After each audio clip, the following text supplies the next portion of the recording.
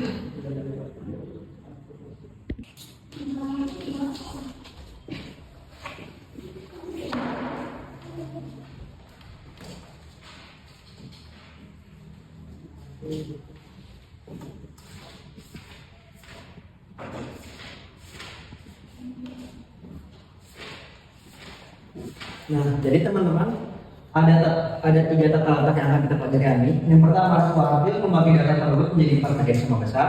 Yang kedua ada desil, membagi data tersebut menjadi 10 bagian sama besar. Yang ketiga ada persentil, membagi data tersebut menjadi 100 bagian sama besar. Kita mulai dari data tunggal untuk mencari letak posisi I, dan kita akan mencari jumlah posisi N memakai rumus dasar posisi.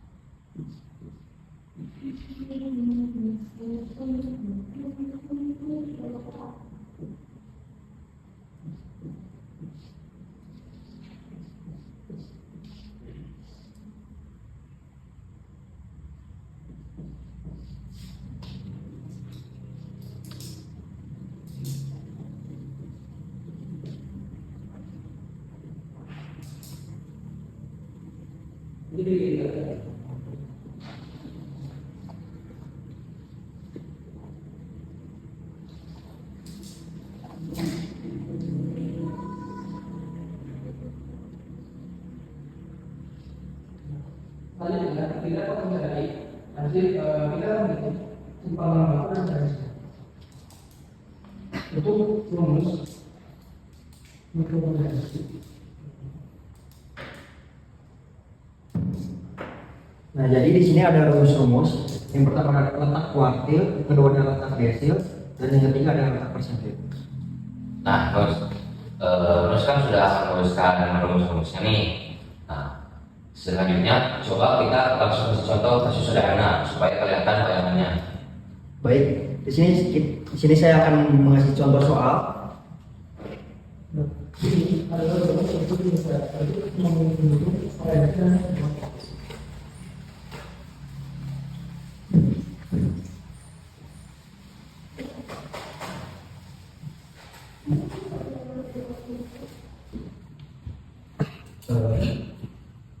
Kelihatan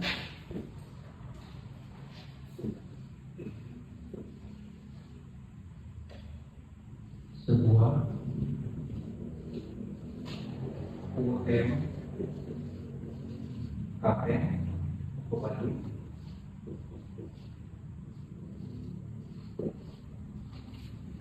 mencatat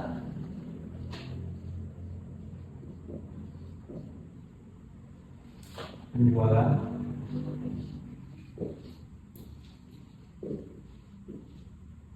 harian. Mungkin juga sama, kita cukup ini nilai ini dikurangkan dengan nilai kita pulang selama dan di apa dulu 11 hari kerja.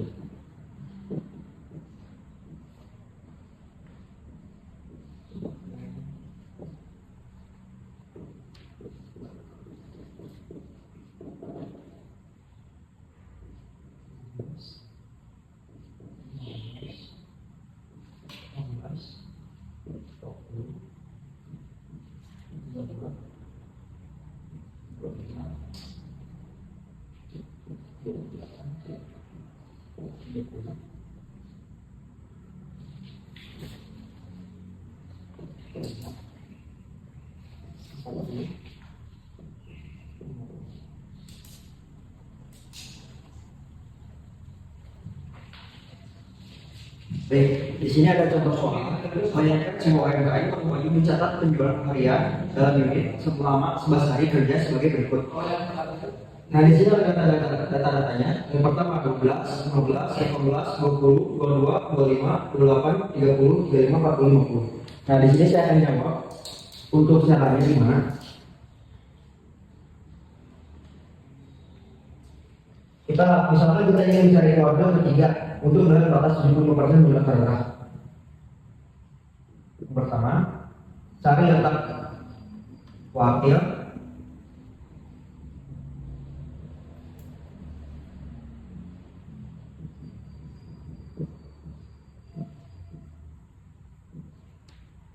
Nah, ini kita udah ada ya untuk simpangan waktu dan perbedaan. Dan yang terakhir, kita jumlahkan hasil yang terakhir itu.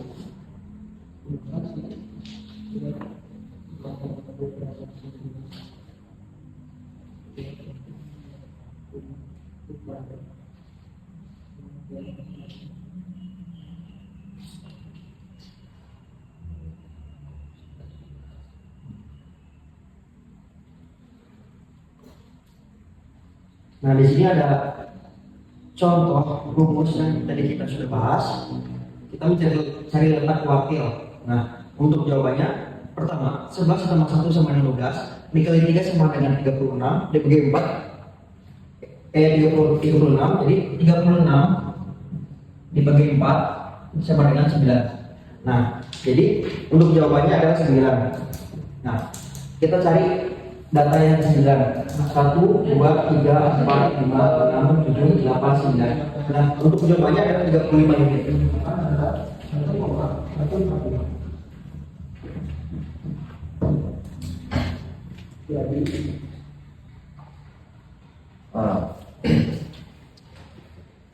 Nah, berarti artinya kita lihat ya dari si hasil pengerjaan ini. Ke-9 adalah 35 unit. Nah, secara bisnis si toko ini melihat bahwa dalam total penjualan di maksimalnya itu di 35 unit yang artinya 75%. Nah, berarti sisa penjualan di hari yang lainnya itu kan 25%. Nah, di sisa penjualan harinya itu si pemilik toko bisa menjual di atas 35 unit. Nah, ini tuh pentingnya buat apa sih? Nah, ini pentingnya buat si toko ini bisa mengatur persediaan minimum yang harus ada di toko tuh minimal ada berapa sih? Nah, toko itu bisa mencarinya dari hasil yang kita kerjain di sini. Nah, baik Yunus, kalau dalam bisnis skala besar seperti data transaksi ribuan pelanggan, datanya pasti disajikan dalam bentuk tabel distribusi, frekuensi, atau data kelompok. Nah, kira-kira bagaimana rumus dan langkahnya Yunus? Coba kita belajar bersama-sama. Baik, di sini saya ambil datanya. Untuk data kelompok, rumusnya sedikit berbeda karena kita harus menentukan kelas interval terlebih dahulu, baru menggunakan interpolarisasi linear. Untuk rumusnya, saya akan jelaskan di papan board.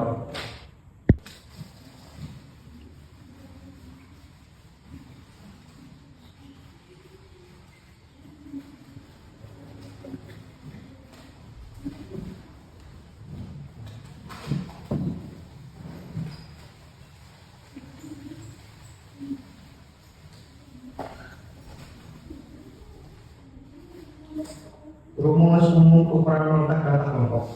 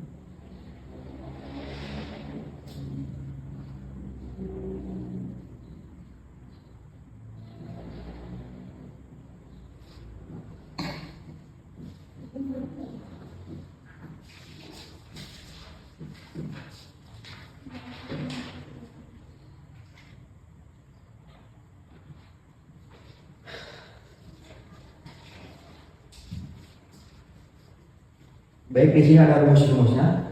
Yang pertama di mana L sama dengan tepi bawah kelas kuartil atau desil atau persentil. Ada letak sama dengan posisi data dalam kurung I dikali N per 4 untuk kuartil, untuk rumus kuartil, dan I dikali N per 10 untuk rumus desil, dan I dikali N per 100 untuk persentil. Untuk F, K atau frekuensi kumulatif sebelum kelas tersebut, dan F sama dengan frekuensi pada kelas tersebut, dan P sama dengan panjang kelas atau interval. Kita akan mengerjakan contoh soal studi kasusnya dan akan dikerjakan oleh teman saya. Nah, di sini saya punya studi kasusnya. Berikut data pengeluaran juta rupiah dalam 50 manajer di kawasan industri. Mari kita hitung desil ke-7, D7 yang mengetahui batas 70% pengeluaran manajer terendah. Boleh saya ingat? Boleh.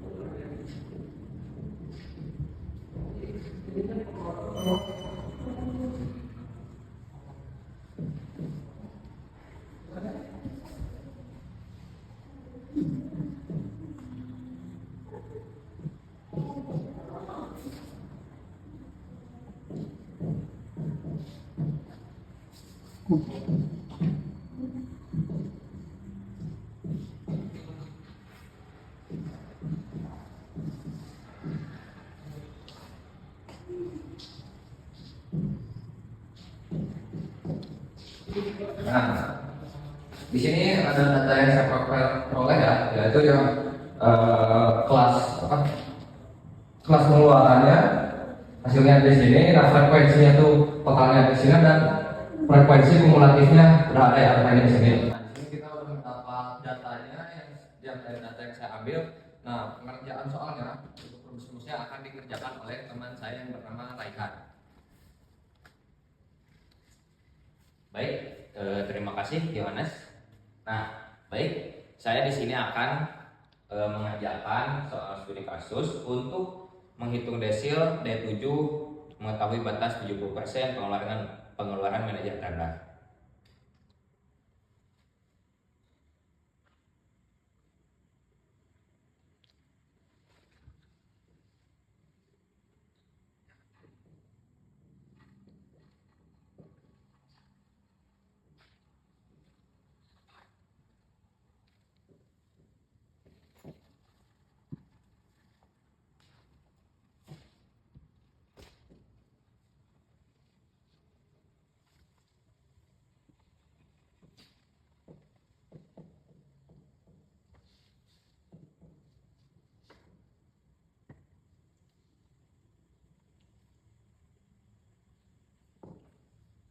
Baik, di sini saya menjawab, kita mencari desil D7 yang dimana rumusnya yang sudah tadi teman saya jelaskan diperoleh 7 kali 50 per 10 sama dengan hasilnya 35. Kenapa ini 50? Karena totalnya itu 50, 7-nya itu kita mencari D7 dan per 10-nya itu dari rumusnya. Dihasilkan 35. Nah, perlu kita ketahui komponen rumusnya yaitu tepi bawah 25 dikurangi 0,5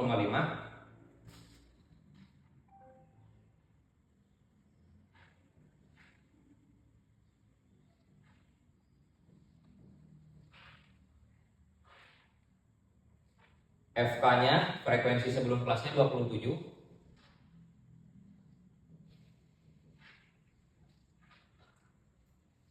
Frekuensi kelasnya F13.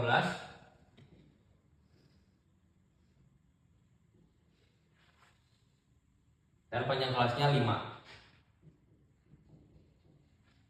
Nah, teman-teman, tadi kan kita sudah mendapatkan 35. Lihat di tabel frekuensi kumulatif. 35 ada di komponen antara kelas pengeras sejajar dengan 25 sampai 29. Letak ada di interval 25 sampai 29. Yang hasilnya itu 35. Kita lanjut ke perhitungan selanjutnya.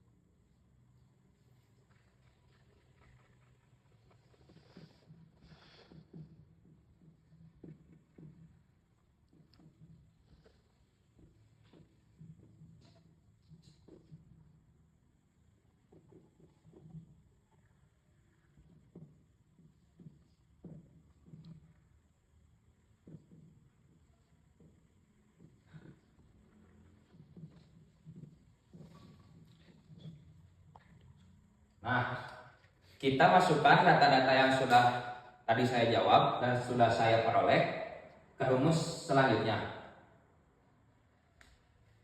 D7 sama dengan 24,5 ditambah dalam kurung 35 kurangi 27 per 13 dikali 5. Selanjutnya D7 sama dengan 24,5 tambah 35 kurangi 27 8 per 13 kali 5. Dan diperoleh hasil 24,5 ditambah 3,07 dan hasilnya 27,57.